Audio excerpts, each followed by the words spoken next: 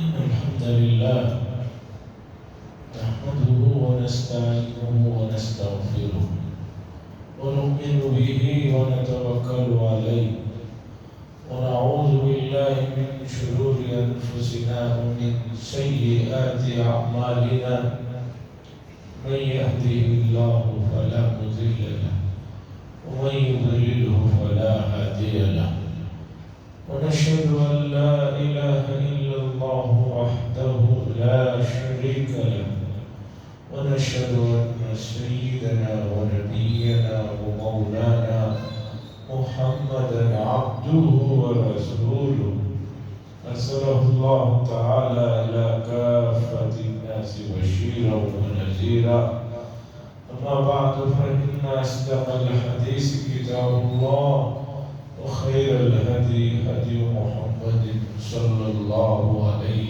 وسلم وشر الأمور محدثاتها وكل محدثة بدعة وكل بدعة ضلالة وكل ضلالة في النار. قال الله تبارك وتعالى في القرآن المجيد والفرقان الحميد: لقد من الله على المؤمنين إذ بعث فيهم رسولا من أنفسهم يتلو عليهم آياته ويزكيهم ويعلمهم الكتاب والحكمة وإن كانوا من قبل لفي ضلال مبين.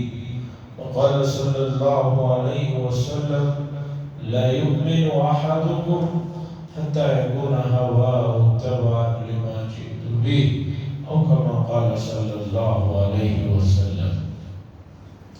عزیزان محترم، دنیا جب سے بنی ہے، دنیا کی تاریخ میں یہ بات ہر زمانے میں طے شدہ ہے، اس میں کسی کو کوئی اختلاف نہیں ہے. کسی بھی علاقے کے لوگ ہوں، کسی بھی زمانے کے لوگ ہوں، کسی بھی رنگ کے لوگ ہوں، سب مانتے ہیں کہ اچھائی اور برائی کے درمیان میں ٹکراؤ دنیا جب سے قائم ہے تب سے چل رہی ہے. اچھے لوگ بھی ہیں، برے لوگ بھی، اچھائیاں بھی ہیں، برائیاں بھی ہیں. تو اچھائیوں اور برائیوں کے درمیان میں شروع سے ٹکراؤ ہے، اور جب تک دنیا رہے گی یہ ٹکراؤ رہے گا. اب سمجھنا یہ ہے کہ اچھائیاں کیا ہیں، برائیاں کیا ہیں. اس لیے کہ ہر آدمی یہ سمجھ رہا ہے کہ وہ جس پر ہے وہ اچھائیاں ہیں. دوسرا آدمی برا ہے لیکن وہ بھی یہی سمجھ رہا ہے کہ میں جو سوچ رہا ہوں، میں جو کہہ رہا ہوں، میری جو فکر ہے وہ صحیح ہے. تو اب یہ مسئلہ بڑا الجھن کا ہے، کنفیوز کا ہے کہ بھئی یہ تو سب مان رہے ہیں کہ اچھائیاں بھی ہیں، برائیاں بھی ہیں، لیکن اچھائیاں کیا ہیں، برائیاں کیا ہیں، اس کا فیصلہ کرنا باقی ہے. اس لیے کہ روئے زمین پر سب سے پہلے برائی کا ارتکاب ابلیس نے کیا. سب سے پہلے برائی کا ارتکاب یا غلطی کا جو مسئلہ ہے اس نے شروع کیا جب اللہ نے حکم فرمایا کہ آدم علیہ السلام کے سامنے جھک جاؤ، تو ابا واستکبر، ابلیس نے انکار کیا. لیکن ابلیس انکار کرنے کے بعد اپنی غلطی کو نہیں مانا. اللہ نے اس سے پوچھا کہ بھی کیوں نہیں مان رہے ہو، کیوں حکم نہیں مان رہے ہو؟ تو اس نے دلیل پیش کی. اس نے کہا: اے اللہ، آپ نے مجھے آگ سے پیدا کیا اور حضرت آدم کو مٹی سے پیدا کیا. आग का मादा उसका जो ये है खासियत है, वो ऊपर की तरफ जाती है, मिट्टी नीचे की तरफ जाती है। तो उसने गलती करने के बाद, अल्लाह की बात ना मानने के बाद गलती का एतराफ नहीं किया, बल्कि दलील दी और कहा कि मैं सही हूं। किसके सामने दलील दी? अल्लाह के सामने, अल्लाह के दरबार में उसने दलील पेश की। यहां से ये मसला समझ में आ रहा है साफ तौर पर कि आदमी गलती हो जाए, करता है, ये बड़ा गुनाह नहीं है। गलती को ना मानना ये बड़ा गुनाह है। आदमी गलत से आप कहें, वो कहे हाँ भाई मुझसे गलती हो गई, मैं गलत, बात को मान ले। जैसे कि हजरत आदम अलैहिस्सलाम से गलती हुई, भूल हुई जन्नत में कि एक चीज को खाने से मना किया गया, लेकिन उन्होंने खा लिया। जब अल्लाह ने उनसे बात की तो उन्होंने अपनी कमी का, गलती का एतराफ किया और अल्लाह से माफी मांगी और गिड़गिड़ाया, रोया। अल्लाह ने फिर उनको माफ फरमाया। लेकिन वही इब्लीस जो उससे पहले से जन्नत में रह रहा था, गलती की, गलती को बताया गया लेकिन वो गलती को नहीं मानी। तो दुनिया में तब से गलत और सही का मसला चल रहा है और हक और बातिल के दरमियान में टकराव है और रहेगा। शिरार मुस्तफवी से शिरार अबू लहबी, इकबाल साहब कहते हैं रसूलुल्लाह सल्लल्लाहु अलैहि वसल्लम की इलाही हुई तालीमात के साथ मक्के में उस जमाने में वो लहब भी था जिसकी शरारतें थी और ये सिलसिला क़यामत तक रहेगा। अब समझना ये है कि सही क्या है, गलत क्या है, अब इसका फैसला होना है। अगर इस बात को हम संजीदगी से समझेंगे तब किसी भी मामले में हमारे लिए आसानी है। जिस मजहब वाले के पास भी आप बात करेंगे वह आपको इतने दलाइल देगा कि आप कहेंगे कि इसका मजहब ही सही है।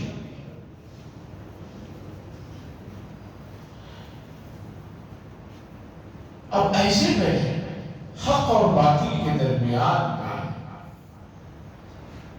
फर्क वाज़े करने के लिए हमें थोड़ा संजीदगी से और थोड़ा फिक्रमंद होकर काम करने की जरूरत है। उसी मसले को आज आपके सामने रखना। अज़ीज़ान गिरामी, हज़रात अंबिया अलैहिस्सलाम जो दुनिया में तशरीफ लाए, उनमें सबसे आखिर में ज़माने के एतबार से हज़रत मोहम्मद रसूलुल्लाह सल्लल्लाहु अलैहि वसल्लम तशरीफ लाए। हमारा अक़ीदा, हमारा ईमान है, हम इस बात को मानते हैं कि अल्लाह के जो नबी हैं वो अल्लाह की तरफ से नाजिल किए हुए हैं और आपने जो भी तालीमात लाकर दी है वो अल्लाह की जानिब से तालीमात है। और हम इस बात पर भी ईमान रखते हैं कि एक आदमी को कामयाब होने के लिए रसूलुल्लाह सल्लल्लाहु अलैहि वसल्लम की शरीयत के अलावा कोई दूसरा ऑप्शन नहीं है, दूसरा कोई उसके पास चॉइस नहीं है। यहां से मैसूर तक जाने के लिए 3-4 रास्ते हो सकते हैं, 3-4 तरीके हो सकते हैं, लेकिन रसूलुल्लाह सल्लल्लाहु अलैहि वसल्लम की लाई हुई तालीमात के सिलसिले में बात सुन लीजिए। अल्लाह तक कोई पहुंचना चाहता है तो रसूलुल्लाह सल्लल्लाहु अलैहि वसल्लम की लाई हुई तालीमात से हटकर वो कुछ भी कर ले, वो नहीं पहुंच सकता। ये हमारा ईमान है, ये हमारा अकीदा। अब इसको प्रैक्टिकल समझने की जरूरत है। दुनिया में ऐसे कई लोग गुजरे जो मौजिज़ात को नहीं मानते, ہم کہتے ہیں کہ رسول اللہ صلی اللہ علیہ وسلم کا یہ معجزہ ہے، یہ معجزہ ہے۔ لوگ کہتے ہیں کہ میں تو معجزات کو نہیں مانتا، وہ ہو جاتا ہے، ایسی کوئی بات نہیں۔ تو آج رسول اللہ صلی اللہ علیہ وسلم کے معجزات میں سے ایک ایسا معجزہ جسے آپ بھی سمجھ سکیں گے آسانی سے، اور جو لوگ رسول اللہ صلی اللہ علیہ وسلم کو نہیں مانتے ہیں ان کو بھی سمجھا سکیں گے۔ ایک ایسے معجزے کو آج میں سمجھا جس سے ایک تو رسول اللہ صلی اللہ علیہ وسلم کا مقام اور آپ کی عظمت کو میں اور آپ سمجھ سکیں گے، دوسرے رسول اللہ صلی اللہ علیہ وسلم کی تعلیمات کے اندر کی قوت، اس کی طاقت، اس کی تاثیر اور اس کے خیر و برکات کو بھی سمجھ سکیں۔ ہر زمانے میں ایمان بیزار اور اسی طرح اسلام کی چیزوں پر شک کرنے والوں میں بہت لوگ گزرے، تعلیم یافتہ لوگ تو اس میں بہت بڑھ گئے، بلکہ بعض مسلمان تو ایسے گزرے ہیں جنہوں نے معجزات کا انکار کیا۔ آج میں آپ کو بتاؤں گا کہ رسول اللہ صلی اللہ علیہ وسلم کی جو ذات اقدس ہے، آپ کی جو تعلیمات ہے، وہ کس قدر پر اثر ہے۔ مولانا منظور نعمانی صاحب نے اپنا واقعہ لکھا ہے۔ یہ ایک بڑے عالم گزرے 1997 میں 1997 میں بڑے درجے کے عالم تھے۔ ان کے علمی چیزوں کو دیکھنا چاہے تو الحمدللہ ان کی کتابیں ہیں، اردو میں بھی ہیں، انگلش میں بھی ہیں، ہندی میں بھی ہیں۔ خاص طور پر اسلام کیا ہے دیکھیے آپ کو اس کتاب میں اسلام کو کس اچھے انداز میں انہوں نے سمجھایا ہے۔ اگرچہ انہوں نے غیر مسلموں کے لیے وہ کتاب لکھی، مسلمان بھی ضرور اسے پڑھنا چاہیے۔ اسی طرح دین و شریعت کے نام سے ایک کتاب لکھی جس میں انہوں نے پورے دین اور اسلام کے خلاصے کو اتنی آسان اردو میں اتنے اچھے ڈھنگ سے سمجھایا ہے، پڑھنے کی ضرورت ہے۔ مولانا منظور نعمانی صاحب فرماتے ہیں کہ ان کے چچا کا واقعہ انہوں نے لکھا، اور یہ تقریباً 100 سال پہلے کا واقعہ ہے، جبکہ اچھائیاں اس زمانے میں آج کے مقابلے میں زیادہ تھی۔ منظور نعمانی صاحب لکھتے ہیں کہ میرے چچا لکھنؤ میں ریلوے اسٹیشن میں اترے، ان کو آگے جانا تھا، پتہ چلا کہ ٹرین 3-4 گھنٹے تاخیر سے پہنچ رہی ہے، جیسے کہ ہمارے یہاں نارمل بات ہے، 2-4 گھنٹے تاخیر ہو جانا وہ کوئی مسئلہ نہیں ہے۔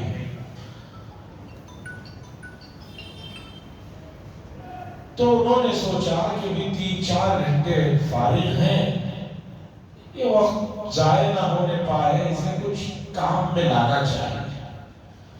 تو ان کے ذہن میں اچانک یہ بات آئی، لکھنؤ کے اندر ایک مشہور منتھلی میگزین نکلتا تھا، نگار یا ایسی کچھ نام تھا، اور اس کے جو ایڈیٹر تھے کافی پڑھے لکھے آدمی تھے، ریاض احمد فاروقی ان کا نام تھا۔ تو منظور نعمانی صاحب کے چچا نے کہا چلو جا کر ان سے ذرا ملاقات کر کے بات چیت کرنا ہے، چونکہ وہ معجزات کو نہیں مانتے تھے، وہ صاحب معجزات کو نہیں مانتے۔ تو یہ ان کے یہاں پہنچے، پہنچ کر ان سے کہا کہ مجھے آپ سے کچھ 1 گھنٹے کا وقت چاہیے، کچھ گفتگو کرنا ہے۔ وہ صاحب ان کو جانتے نہیں تھے، ان کے چچا کو۔ انہوں نے بڑی مشکل سے کہا 1 گھنٹہ تو نہیں دے سکتا، تھوڑی دیر دے سکتا ہوں۔ انہوں نے کہا نہیں، میں بہت اہم مسئلہ آپ کے پاس لے کر آیا ہوں، 1 گھنٹہ دیجیے۔ خیر بات شروع ہوئی تو مولانا منظور صاحب کے چچا نے ان سے کہا دیکھیے آپ اتنے بڑے آدمی ہیں، میگزین نکالتے ہیں اور اتنا لکھتے ہیں، اتنی آپ کے پاس نالج ہے، آپ لکھنؤ ہی میں رہتے ہیں، اب ہمیں دور کا ادھر ادھر کا نہیں سوچنا ہے، لکھنؤ ہی میں ہمیں اچھائیوں کو فروغ دینا ہے، جاہلوں کو، دوسرے جو اجٹ قسم کے لوگ ہیں جو غلطیاں کر رہے ہیں، جو رشوتیں لے رہے ہیں، جو برائیاں کر رہے ہیں، ہمیں لکھنؤ کو پاک صاف کرنا ہے، لکھنؤ میں اچھائیوں کو بڑھانا ہے، تحریک کرنا ہے، اور چونکہ آپ کے پاس قلم ہے، میگزین ہے، آپ کے پاس نثر و رسوخ ہے، یہ کام آپ کر سکتے ہیں، اگر یہ کام آپ شروع کر دیں تو بڑی مہربانی ہوگی، اور میں یہی درخواست کرنے کے لیے آیا ہوں۔ تو وہ صاحب وہ کہنے لگے ان کے چچا سے، مولانا آپ کس دنیا میں رہتے ہیں، اتنا ماحول بگڑ چکا ہے، بدتر ہو چکا ہے کہ اب اسے درست کرنا مشکل ہی نہیں، ناممکن۔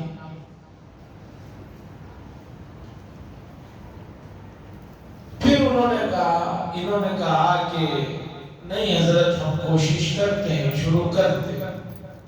انہوں نے کہا مشکل ہے، ناممکن ہے۔ تو منظور نعمانی صاحب کے چچا نے ان سے پوچھا حضرت آپ تو تاریخ کا علم رکھتے ہیں، مجھے بتائیے تاریخ میں آج سے 1350 سال پہلے، یہ 100 سال پہلے کا واقعہ ہے، آج سے 1350 سال پہلے مکہ المکرمہ اور عرب اور پوری دنیا کے احوال اب سے بدتر تھے یا نہیں؟ انہوں نے کہا کہ اب سے بہت برے تھے۔ پھر انہوں نے پوچھا جب اتنے برے حالات تھے، اتنے بدتر حالات تھے، ایک شخصیت اٹھی اور اس نے پورے ماحول کو 23 سال میں درست کر دیا، بتائیے آپ اسے کیا کہیں گے؟ جبکہ ان کے پاس آج کے زمانے کے حساب سے نہ وسائل تھے، نہ دوسرے ذرائع تھے، کچھ بھی نہیں تھا، خود امی تھے جو ظاہری طور پر لکھنا پڑھنا نہیں جانتے تھے۔ اس شخصیت نے 23 سال کے عرصے میں جو تبدیلی پورے مکے میں، اطراف میں، عرب میں، دوسرے علاقوں میں برپا کی، آپ اسے کیا کہیں گے؟ وہ کہنے لگے یہ تو کوئی معجزہ ہی ہے کہ جو ہے اتنا بڑا کام انہوں نے کر دیا، اسے معجزہ ہی کہتے ہیں۔ تو منظور نعمانی صاحب کے چچا کہنے لگے حضرت یہی بات میں آپ کو سمجھانے آیا ہوں، آپ جو کہتے ہیں کہ معجزات نہیں ہوتے، اس سے بڑا معجزہ کیا ہوگا کہ رسول اللہ صلی اللہ علیہ وسلم نے مکہ المکرمہ اور اطراف اور دوسرے علاقوں کو 23 سال کے عرصے میں، اتنے قلیل عرصے میں جو تبدیل کیا ہے، بتائیے اس سے بڑا معجزہ حضور کا تمہیں اور کیا چاہیے؟ وہ صاحب جو مستقل مضامین لکھتے تھے کہ معجزات کوئی چیز نہیں ہے، انہوں نے بار بار اعتراف کیا میں اپنی کم علمی اور نادانی کا مجھے بہت افسوس ہے، آپ نے جس انداز میں معجزے کو مجھے سمجھایا ہے، اب مجھے معجزے کا انکار کرنے کا کوئی حق بھی نہیں بنتا، جواز بھی نہیں۔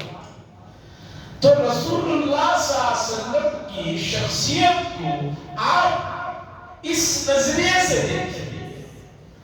آج پوری اقوام متحدہ، پورے عالمی بڑے بڑے ادارے کچھ کام کر رہے ہیں، کچھ چیزوں کو ختم کرنا چاہ رہے ہیں۔ مثال لے لیجئے تاکہ مسئلہ سمجھنے میں آسانی ہو۔ اقوام متحدہ کی جو صحت کا ادارہ ہے، جو ڈپارٹمنٹ ہیلتھ ڈپارٹمنٹ ہے، ان لوگوں کا یہ کہنا ہے کہ دنیا میں سب سے زیادہ سالانہ مرنے والے لوگوں کی جو تعداد ہے وہ اسموکنگ کرنے والوں کی تعداد ہے۔ اسموکنگ سے سب سے زیادہ سالانہ اموات ہوتے ہیں، یہ اقوام متحدہ کی ہیلتھ سینٹر والوں کی رپورٹ ہے۔ اب سنیے آگے، اقوام متحدہ کی طرف سے ہر ملک کو جو اس کا رکن ہے اتنا پابند بنایا جاتا ہے، اتنا اسے یہ کیا جاتا ہے کہ اس چیز کو ختم کرنے کے لیے بڑے بڑے اشتہارات بنائے جاتے ہیں، حتیٰ کہ ان پاکٹوں کے اوپر بھی اس کی تصویریں بنی ہوئی ہوتی ہیں کہ بھی یہ چیز کو چھوڑنا چاہیے۔ اتنا سب کچھ کرنے کے باوجود سالانہ رپورٹ یہ آ رہی ہے کہ اسموکنگ کی تعداد کم نہیں ہو رہی ہے، اسموکروں کی تعداد بڑھ رہی ہے۔ گویا کہ شاعر کی وہ بات ہو گئی، مرض بڑھتا گیا جو دوائی۔ ایک شاعر نے کہا تھا کہ بھی طبیعت کا کیا حال ہے ان کا، اس نے کہا مرض بڑھتا گیا جو دوائی، جیسے جیسے دوا کر رہے ہیں ویسے ویسے بیماری بڑھ رہی ہے۔ تو میں آپ کو بتانا چاہتا ہوں کہ رسول اللہ صلی اللہ علیہ وسلم کے زمانے میں شراب نوشی عام تھی، آج بھی شراب نوشی عام ہے، بڑھتی جا رہی ہے۔ ہم جس شہر میں رہتے ہیں انڈیا کا دوسرا بڑا شہر ہے جو شراب خوری میں سب سے زیادہ یہاں ہوتی ہے۔ سب سہولتیں، میڈیا ہے، اشتہارات کا دوسرا تیسرا، سب سہولتیں ہونے کے باوجود ایک برائی کو نہیں ختم کیا جا سک رہا ہے۔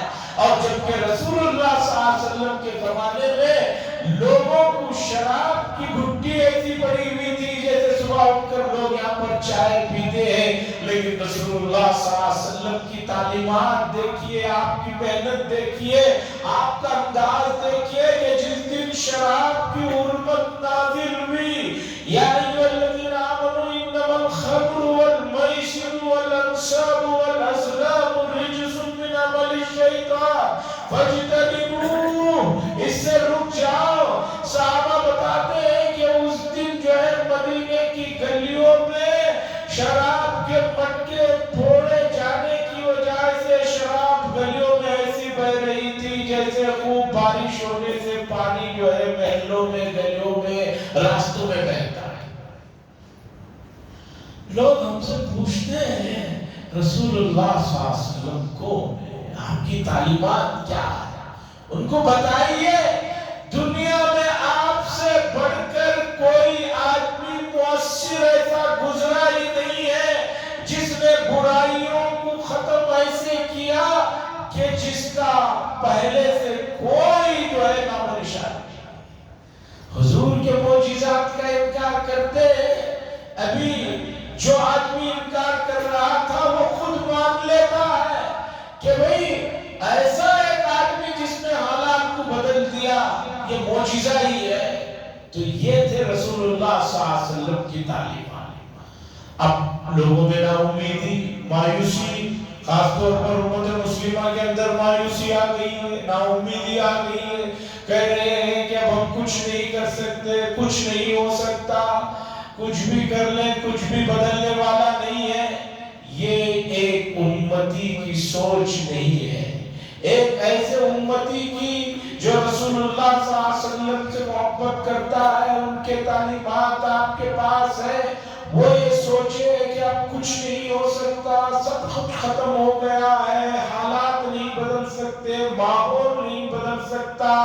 یہ جو دل و دماغ میں لوگوں کے گھسا ہوا ہے، دوسروں کے گھسا ہوا ہے، جو نہیں مانتے حضور کو، ان کی میں بات نہیں کر رہا ہوں، جو حضور صلی اللہ علیہ وسلم پر ایمان رکھتے ہیں اور صبح کلمے میں آپ کے رسول ہونے کا اعتراف کرتے ہیں، لا الہ الا اللہ محمد الرسول اللہ، وہ آدمی ایسی سوچ رکھے تو مجھے اس کی سوچ پر، اس کی فکر پر، اس کے رویے پر مجھے اور ہم سب کو جو ہے بہت زیادہ افسوس ہونا چاہیے۔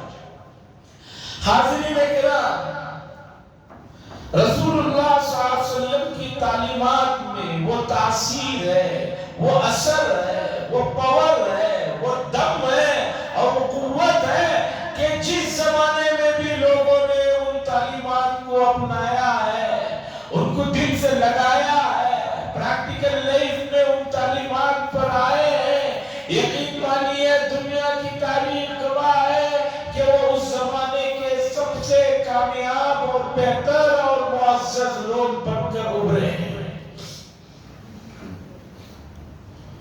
لیکن دکھ اس بات کا ہے، افسوس اس بات کا ہے کہ رسول اللہ صلی اللہ علیہ وسلم کی تعلیمات کو سیکھنے کے لیے، سمجھنے کے لیے، جاننے کے لیے امت کے پاس وقت نہیں ہے، امت میں دلچسپی نہیں ہے، امت کو رغبت نہیں ہے، جبکہ حضور صلی اللہ علیہ وسلم نے فرمایا فَمَن رَغِبَ عَن سُنَّتِي فَلَيْسَ مِنِّي، جو میری سنت سے اعراض کرے وہ ہم میں سے ہے ہی نہیں، وہ ہماری جماعت ہی میں سے نہیں ہے، ہمارے اندر کا آدمی نہیں ہے۔ یہ حضور صلی اللہ علیہ وسلم کی حدیث ہے۔ اور آپ نکاح کے موقع پر، نکاح کے خطبہ نکاح کے موقع پر ہمیشہ اس حدیث کو سنتے ہیں۔ اگر نکاح کی مجلس میں جاتے ہیں تو، نہیں تو چونکہ لوگ نکاح کی مجلس میں تو جاتے ہیں، سب تو کھانے کی مجلس میں جاتے ہیں، تو نکاح کی مجلس میں یہ حدیث پڑھی جاتی ہے فَمَن رَغِبَ عَن سُنَّتِي فَلَيْسَ مِنِّي، حضور فرما رہے ہیں جو میری سنت سے اعراض کرے گا، منہ موڑے گا، اس میں دلچسپی نہیں لے گا، اسے اگنور کرے گا، تو سمجھو کہ وہ ہمارے آدمی نہیں ہے، اور جو ہمارا آدمی نہیں ہے ہمیں اس سے بات کرنے کی کیا۔ عزیزان گرامی، مایوسی سے اٹھیے، نا امیدی سے اٹھیے، اور آپ کے پاس اتنی بہترین تعلیمات ہے کہ ان تعلیمات کے ذریعے سے آپ اپنے اندر بھی اور معاشرے میں بھی اور پوری دنیا میں تبدیلی لا سکتے ہیں۔ قرآن کریم کی اس آیت کو دیکھیے، سورہ انفال کی آخری آیت ہے،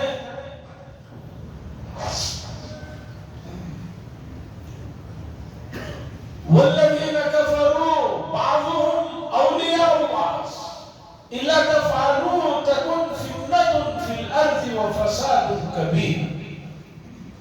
10ویں پارے کی یہ ایک آیت ہے، اس آیت کو سمجھیے۔ مکہ المکرمہ سے ہجرت کرنے کے بعد مدینہ منورہ پہنچ کر تقریباً کچھ عرصے کے بعد رسول اللہ صلی اللہ علیہ وسلم 1500 صحابہ کے ساتھ عمرہ کرنے آتے ہیں، پھر عمرہ کو نہیں کرنے دیا جاتا ہے۔ یہ سب پس منظر کو ذہن میں رکھیے۔ اللہ فرما رہے ہیں ایسے ماحول میں جبکہ صحابہ آپس میں ایک دوسرے سے بے انتہا محبت، ایک دوسرے کا احترام، اور خود رسول اللہ صلی اللہ علیہ وسلم صحابہ اکرام سے مشورے کرتے تھے، کوئی معاملہ آیا تو کیسے کیا جائے، مشورہ ہوتا تھا۔ اللہ فرما رہے ہیں اے امت کے ماننے والوں، آپس میں جمع ہو جاؤ، متفق ہو جاؤ اور ایک جٹ ہو جاؤ۔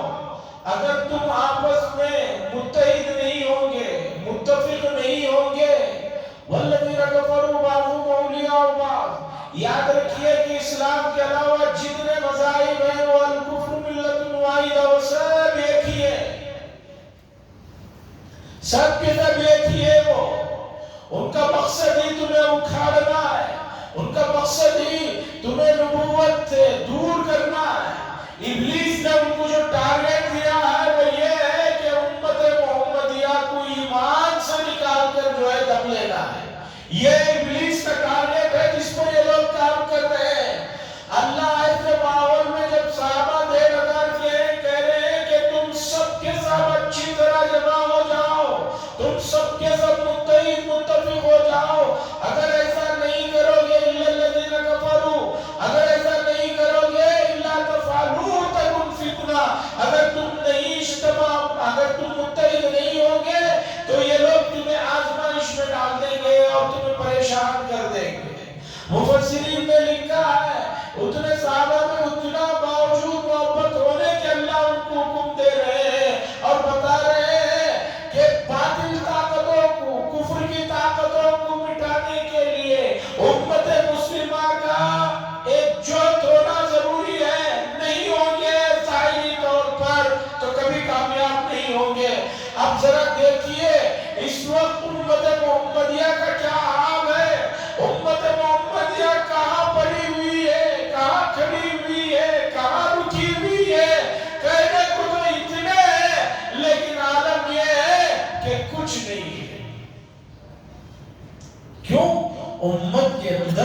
इज्तिमाइयत, आपस में एक दूसरे का एहतराम, एक दूसरे की इज्जत और एक दूसरे की राय को कबूल करने का जज्बा खत्म हो चुका है। मेरी समझ में नहीं आता कि रसूलुल्लाह सल्लल्लाहु अलैहि वसल्लम को नबी मानने वाले ऐसा कैसे कर सकते हैं कि रसूलुल्लाह सल्लल्लाहु अलैहि वसल्लम के सामने जब कोई मसला आता, सहाबा से मशवरा होता, तो रसूलुल्लाह सल्लल्लाहु अलैहि वसल्लम की ख्वाहिश और मशवरा एक होता, लेकिन सहाबा कहते नहीं ऐसा होना चाहिए, हमें ये अच्छा लग रहा है। कई मर्तबा रसूलुल्लाह सल्लल्लाहु अलैहि वसल्लम ने अपनी राय के सामने सहाबा की राय को तरजीह दी। और की लड़ाई में जो सल्लल्लाहु अलैहि वसल्लम की ख्वाहिश थी मदीने ही में रहकर जिहाद करने, लेकिन नौजवान साहबा ने कहा नहीं, हम लोग बाहर निकल कर इनका जो है हलाकमा करना। तो हुजूर ने फरमाया ठीक है। फिर जब हुजूर सल्लल्लाहु अलैहि वसल्लम घर में तशरीफ ले गए जंगी लिबास पहनने के लिए, बड़े साहबा ने नौजवानों को समझाया कि तुम क्या कर रहे हो, हुजूर सल्लल्लाहु अलैहि वसल्लम की ख्वाहिश तो यही रुककर काम करने की है, तुम जबरदस्ती बाहर ले जाना चाहते हो। तो नौजवानों को एहसास हुआ, तो उन्होंने हुजूर के घर से तशरीफ लाने के बाद कहा या रसूल अल्लाह, हम यहीं रहकर जो है लड़ना चाहते हैं, क्योंकि हुजूर का वही इरादा था। हुजूर सल्लल्लाहु अलैहि वसल्लम ने फरमाया किसी नबी के लिए इस बात की इजाजत नहीं है कि जंगी लिबास पहनने के बाद अब अगर उसके निकाला जाए, अब बात तय हो गई है तो अब तय ही रहेगी, अब ओहद के पहाड़ के पास ही जाएगा। अजीजा निगरानी, बात शुरू में खुतबे के यहाँ से शुरू हुई कि हर आदमी समझ रहा है कि मैं हक पर हूँ, मैं सही हूँ, तो हक और बातिल की कश्मकश तो क़यामत तक रहेगी। पहचान कैसे होगी, मीज़ान और स्केल क्या है उसे परखने का कि कौन सही है और कौन गलत है, ये मसला समझने का है। और इस मसले को समझने के लिए आदमी को रसूलुल्लाह सल्लल्लाहु अलैहि वसल्लम की तालीमात को जानना जरूरी। जब जान लेगा तो उसके पास वो मीज़ान, वो स्केल, वो टेप आ जाएगी जिससे बात समझ में आ जाएगी। इसी मसले को आगे भी समझाना है, वक्त खत्म हो रहा है, इस गुजारिश के साथ बात खत्म करता हूँ। सर्वे जो कर्नाटक हुकूमत ने शुरू किया है वो तारीख 24 तक बढ़ा दी गई है, और ये बात भी सुनते चले, आप सब अल्हम्दुलिल्लाह तालीम याफ्ता लोग हैं, हमारे महल्ले में भी हुआ है, लेकिन किसी घर में हुआ है, किसी घर में नहीं हुआ। उसकी वजह यह है कि बाज़ घर बंद है, और इसकी वजह ये भी है कि लोग दिलचस्पी नहीं ले रहे, और जो सर्वे करने आए हुए हैं उनमें से बाज़ लोग, बाज़ जो टीचर्स वगैरह हैं, उनकी जो है उम्र हो गई है, नॉलेज कम है, वो सेकंड फ्लोर और थर्ड फ्लोर चढ़ना नहीं चाहते, और हमारे लोग नीचे उतरने तैयार नहीं। 10 मरतबा उतरते हैं लेकिन अब नीचे उतरते जो है उनके साथ ताउन करने के लिए तैयार नहीं, जिसकी वजह से भी मसला बिगड़ रहा है। और बाज़ घरों में जाकर वो बैठे हुए हैं तो आधे घंटे तक उनका वो आधार तलाश करना ही खत्म नहीं हो रहा है। खासतौर पर पीछे के इलाके में जो सर्वे कर रहे हैं उन लोगों ने बताया कि इतने ऐलानात के बावजूद हम घरों में जाते हैं, ये घर में करते करते बाजू घर वालों को कह रहे हैं कि आधार तैयार रखो, और जिस फोन का नंबर उसमें दिया उसमें ओटीपी आएगी, उसे तैयार रखो मोबाइल को। हम यहाँ करके वहां जाते हैं तो उसके बाद भी वो आधे घंटे तक आधार तलाश कर रही है। अजीब मसला है। ऐसी सुस्ती, लापरवाही ये बहुत खतरनाक है। और अल्हम्दुलिल्लाह जिन इलाकों में सर्वे में हिस्सा ले रहे हैं उसके नताइज मुस्तकबिल में अच्छे आने वाले हैं। पूरी उम्मत की तादाद और उनकी जो भी मसाइल है वो आने वाले हैं, उसमें जो भी पूछा जाए सही लिखा है। और खास तौर पर 3 कालमों के बारे में बार बार कहते हुए भी मुझे जो है शर्म सी आती है कि कितने बार कहा जाए। जो है एक कालम में, कास्ट के कालम में जो है मुस्लिम लिखाना है, रिलीजन में जो है इस्लाम लिखाना है, सब कास्ट में कुछ लिखाएं या ना लिखाएं कोई मसला नहीं है, और आखिर में मादरी जुबान की जगह उर्दू लिखाना है। अल्लाह से दुआ फरमाए अल्लाह तबारक व तआला उम्मत को जो है रसूलुल्लाह सल्लल्लाहु अलैहि वसल्लम की सिखाई हुई तालीमात को समझने और उस पर अमल करने की तौफीक नसीब फरमाए। व आखिर दावाना अल्हम्दुलिल्लाहि रब्बिल आलमीन।